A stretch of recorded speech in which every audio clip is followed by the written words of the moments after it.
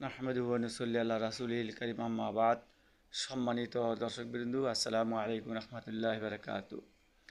রিসালাতের তাৎপর্য সম্পর্কে নবী রাসূলগণ মানুষের প্রতি আল্লাহর একটা বড় নিয়ামত।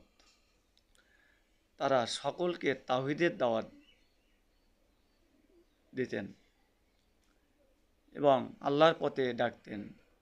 শিরক নিফাক থেকে সরে যেতে বলছেন, শিরক মুক্ত ইবাদত করতে বলছেন।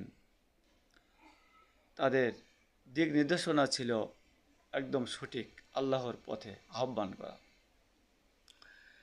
এ প্রসঙ্গে আল্লাহ পাক বলেন, ইয়া কওমি ইবুদুল্লাহা মা লাকুম মিন ইলাহিন গায়রু।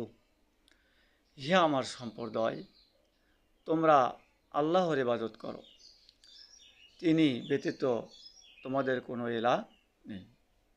সূরা আরাফ আয়াত নম্বর 3।